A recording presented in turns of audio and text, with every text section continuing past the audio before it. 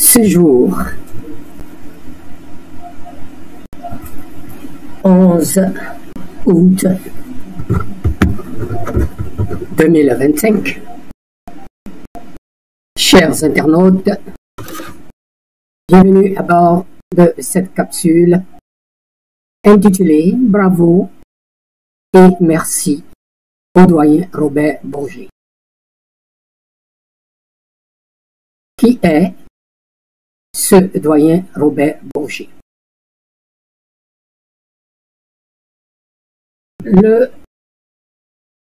C'est un franco-africain, plus précisément sénégalais. C'est là qu'il a grandi, c'est là que ses parents ont posé leurs valises, comme il aime à le dire lui-même, après le Liban, après le départ du Liban, Marseille, etc. Je vous invite à lire son livre, qui porte beaucoup de détails pour nous autres et pour tout le monde, pour mieux comprendre les arcanes de la France-Afrique.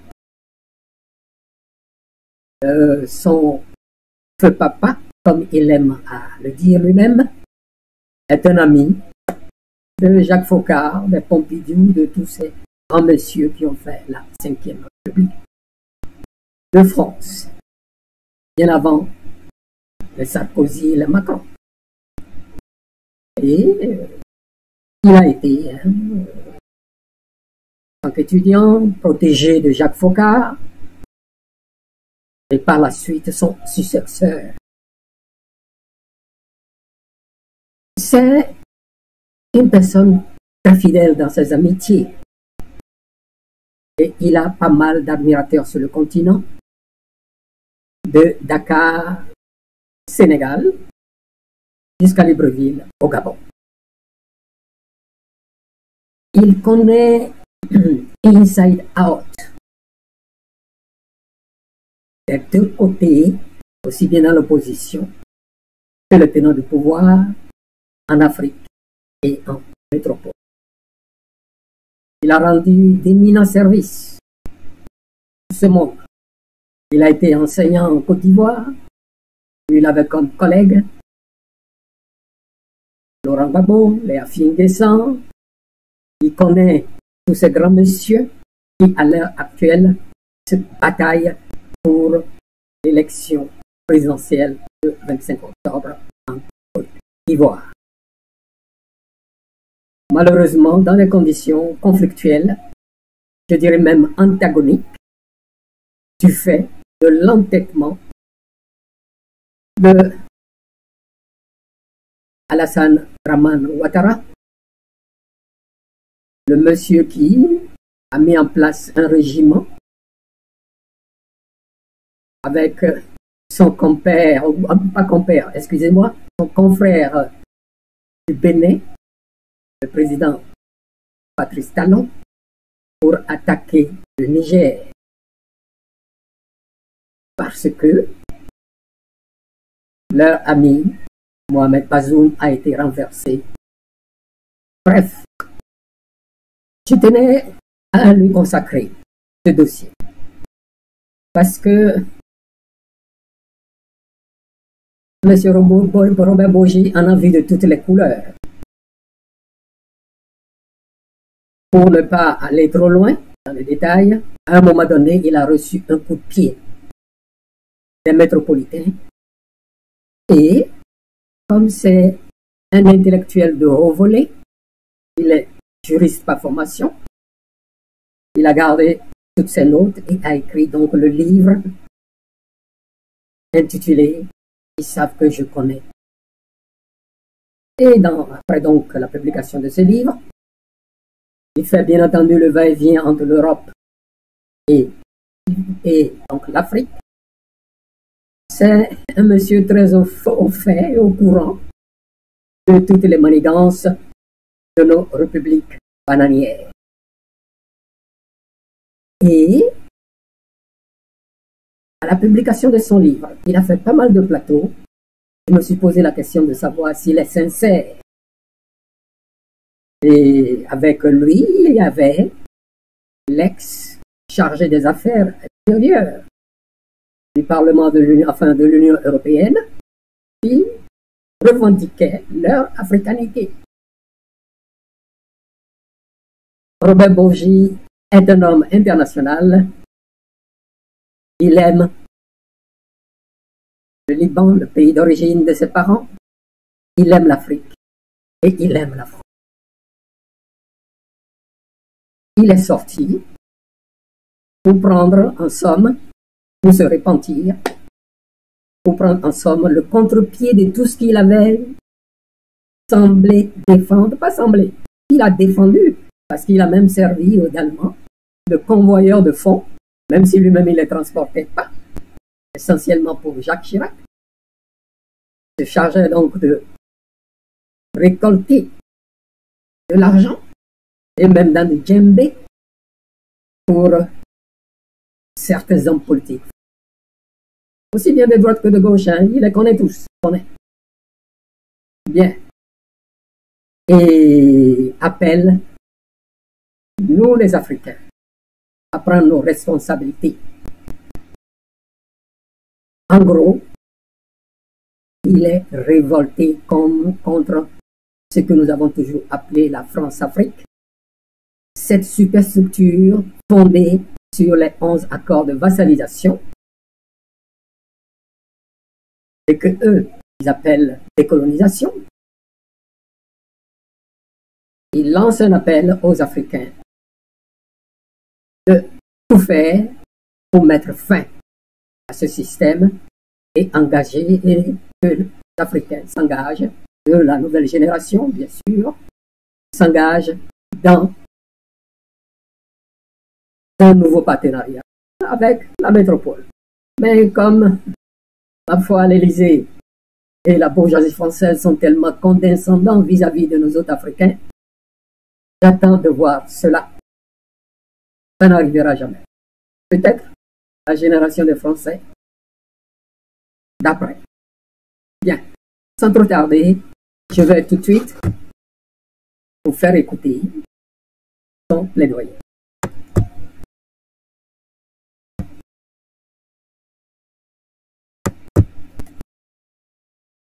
Il vous appartient, nouvelles élites africaines, il vous appartient de mettre fin à cette forme cachée de la France-Afrique, qui est la mainmise des entreprises françaises sur les ressources dont dispose l'Afrique.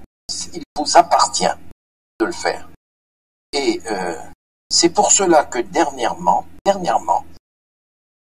tout cela s'est succédé à une vitesse folle. Dans une intervention, je ne sais plus laquelle, j'ai lancé un appel à Laurent Gbagbo. Je lui dis, Laurent, continue tes tournées à l'intérieur du pays et présente-toi, il y a un appel profond dans ta direction. Il vous appartient d'y mettre fin.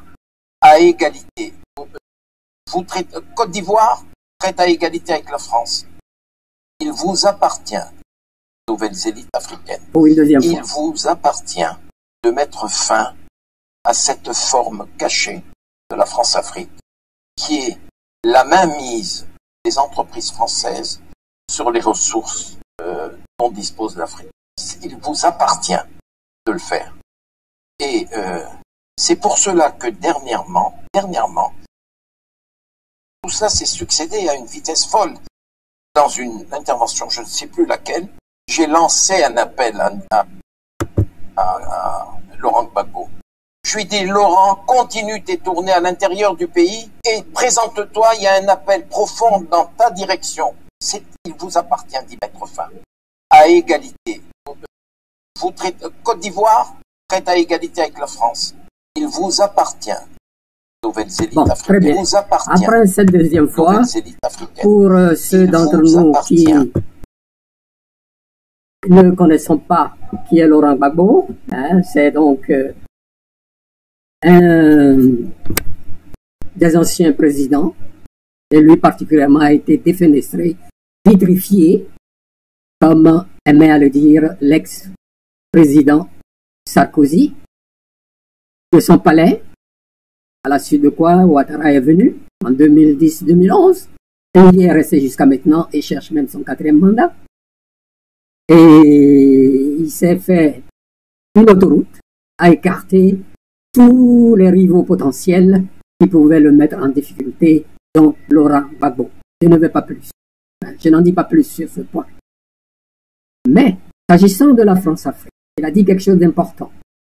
Cette superstructure, comme je le disais, fondée sur les 11 accords de décolonisation et de vassalisation, ce que nous disons,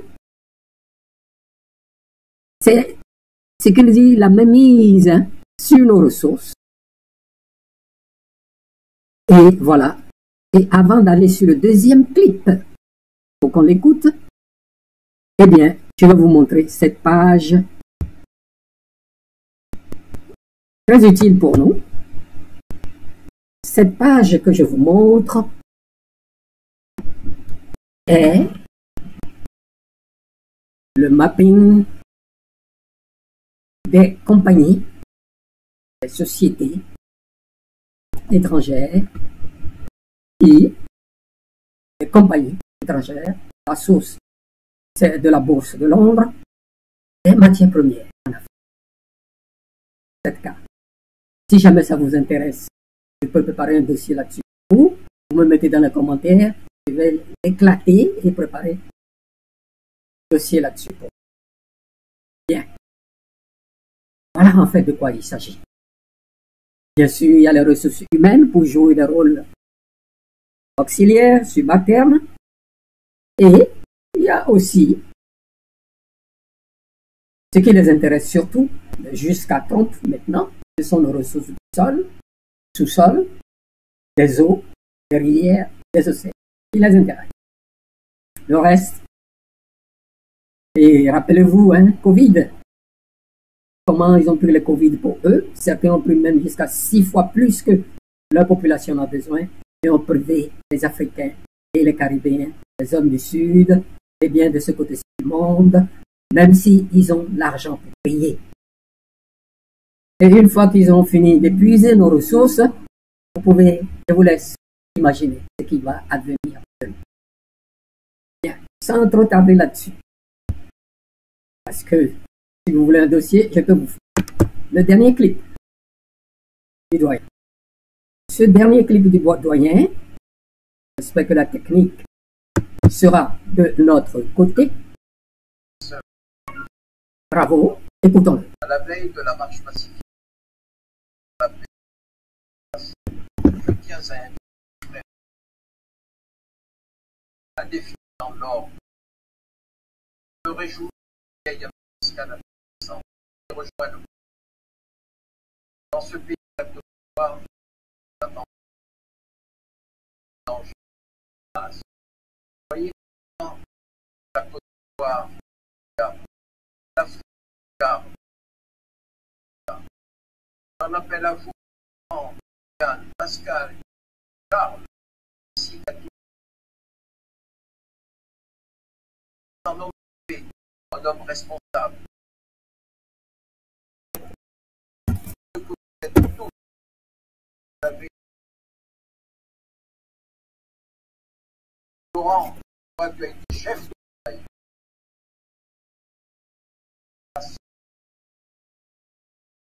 Chef de mission reconnu votre droit légitime.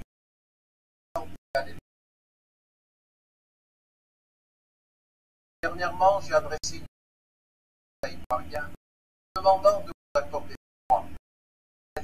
À mon frère et ami Alassane Dramane Ouattara, la refus droit. Maintenant, souverain,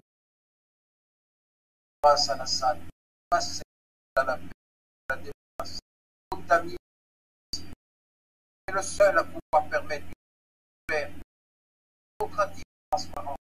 Tous les leviers de pouvoir sont en train d'un seul pouvoir qu'agir par l'affection, même si les démocrates. Le 25 octobre, la Côte d'Ivoire connaissait.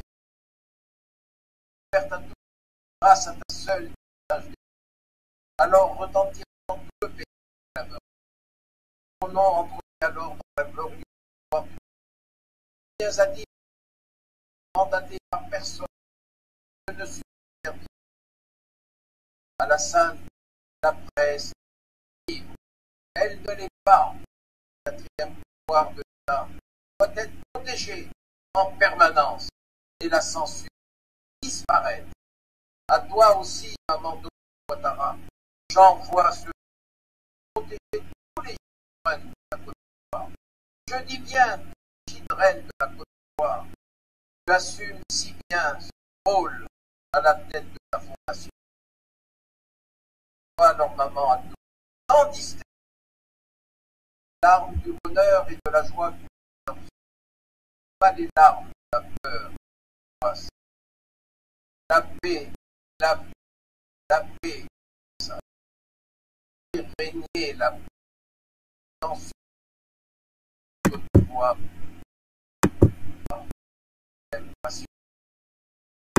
Bien.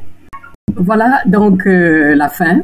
C'est 3 minutes, un peu plus de 3 minutes. Et le doyen m'a beaucoup surpris avec cet appel. Comme je vous le disais, il connaît des deux côtés du pouvoir, tous, ils sont ses amis, etc. Et il lance un appel compte tenu de la situation conflictuelle et antagonique qui existe entre les tenants du pouvoir, Alassane Dramane Ouattara, et ses facilitateurs ou commanditaires, je dirais, qui sont derrière lui. Ils poussent pour faire un 4e mandat, alors que la constitution ivoirienne a prévu 2. Il en a fait 3, il veut donc ça fait 15 ans au pouvoir, il a bien dit. Il veut un 4e. Donc, carrément, un 4e mandat illégitime, après le 3e illégitime.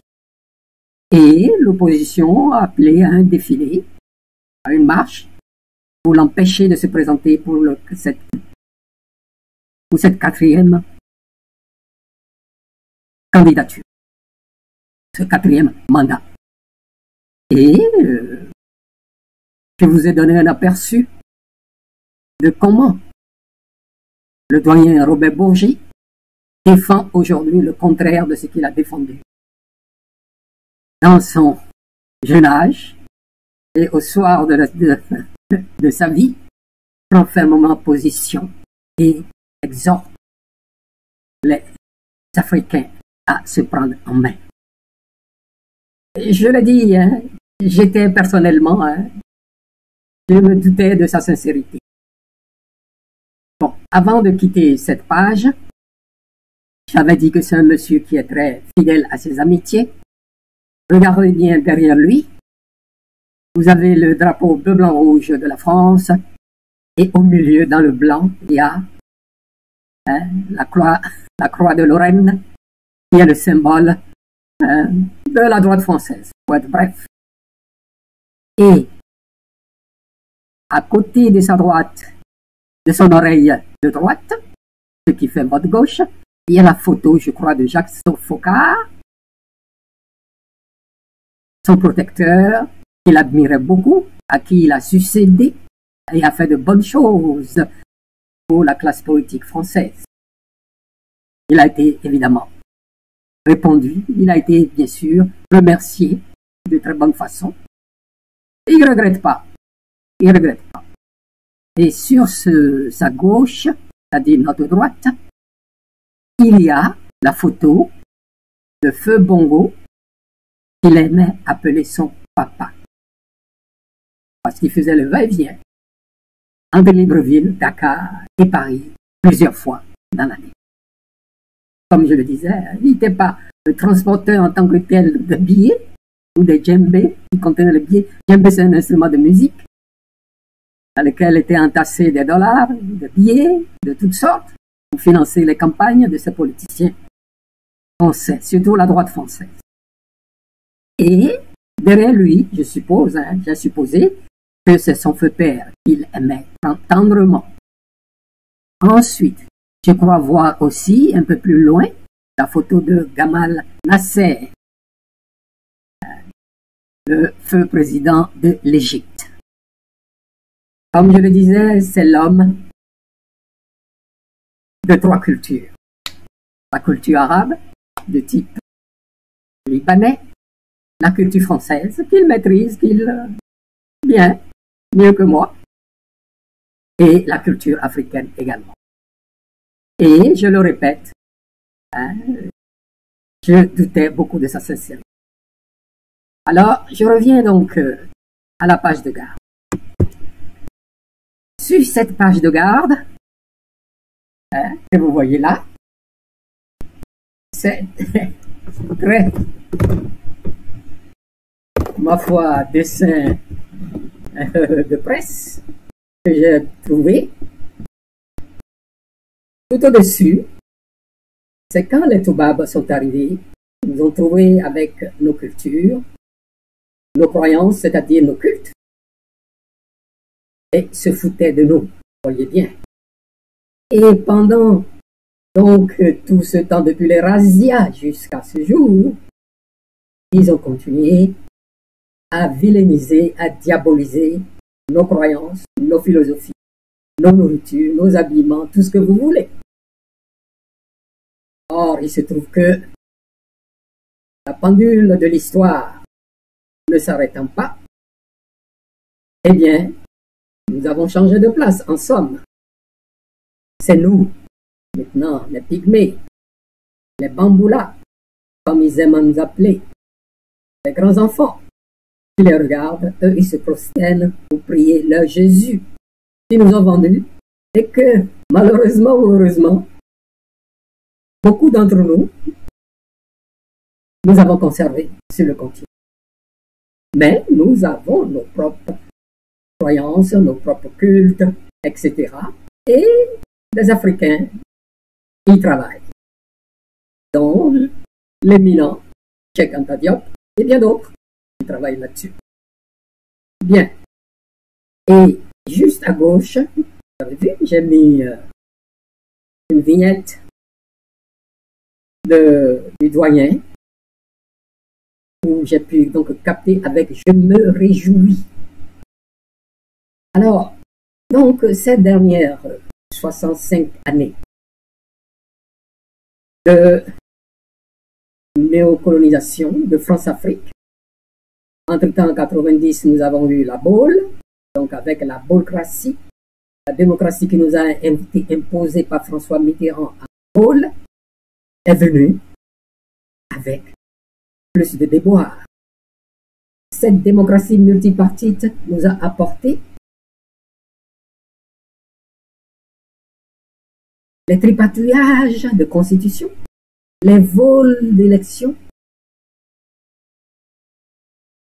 l'inféodation, l'instrumentalisation de tout ce qui gouverne les élections, ce qui fait que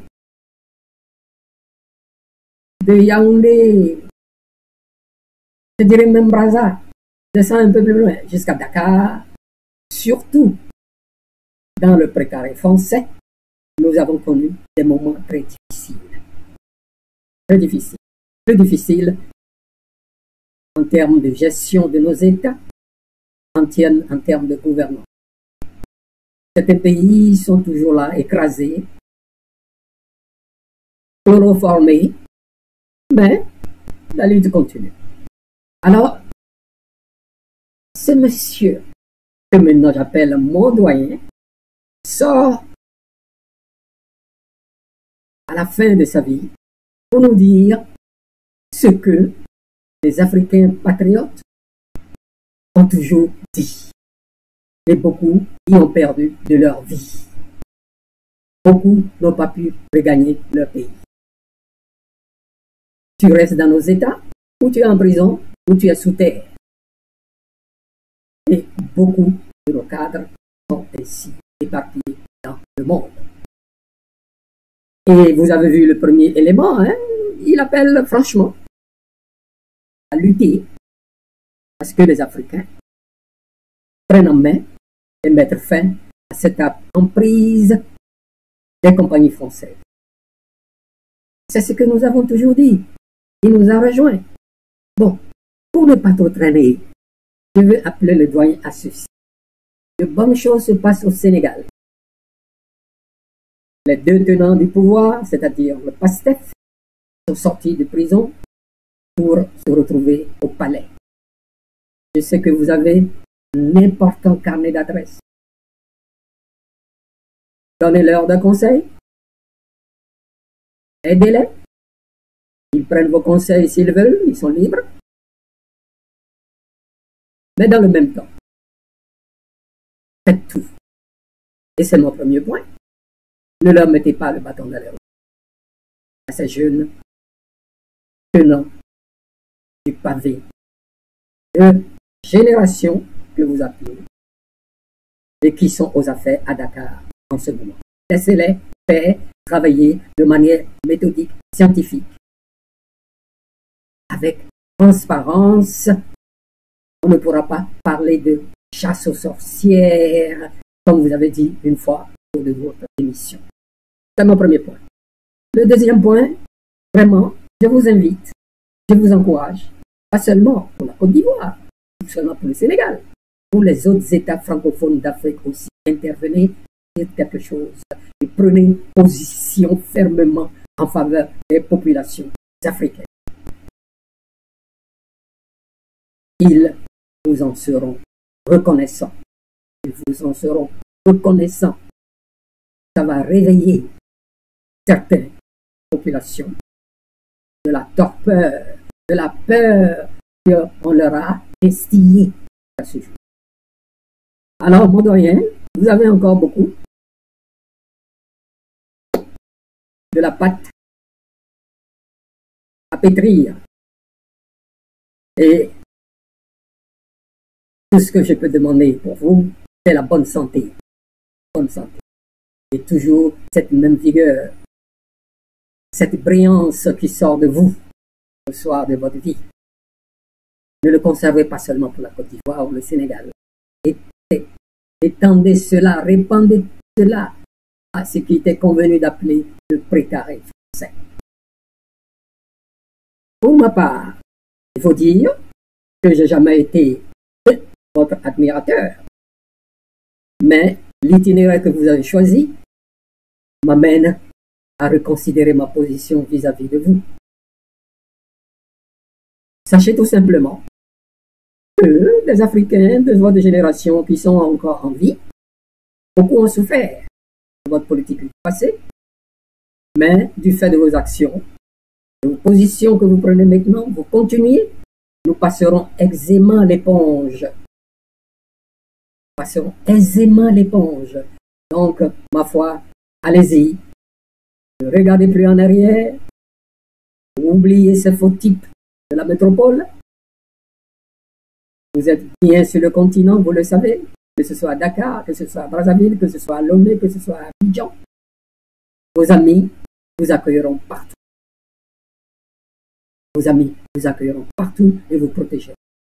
Bon, maintenant, pour finir le troisième point, Ouattara, il sait ce qu'il fait. J'espère qu'il vous écoutera. Pour s'éclipser. Il n'a pas besoin d'être là pour faire souffrir le peuple ivoirien que vous aimez tant. Je ne sais pas ce qu'il n'a pas encore fait dans ce pays et qu'il veut faire. Il veut rester là pour continuer à servir ses maîtres marionnettistes qui lui commandaient d'aller attaquer le Niger pour conserver, ma foi, continuer à piller l'uranium du Niger. Maintenant, vous dites des choses qui vont dans le sens de ce qui s'est passé au Niger. Alors, pourquoi ne demandez-vous pas une audience au Niger pour aller là-bas, leur parler, leur donner quelques idées? Ils savent quoi faire. Croyez-moi, ils savent quoi faire, tout comme au Sénégal. Mais, allez là-bas, vous pacifier avec eux, faire la paix là-bas. La paix, ce n'est pas seulement pour la Côte d'Ivoire. Il vous faut aussi la paix pour vous, avec les gens qui ont souffert de cette politique que vous refoulez. Je ne sais pas si vous y renoncez ou vous dénoncez. C'est quelque part entre les deux. Mais nous commençons à vous apprécier autrement. Et je tenais à vous le dire. Alors, mon doyen, bravo et merci, doyen Robert Augy. Jusqu'à la prochaine.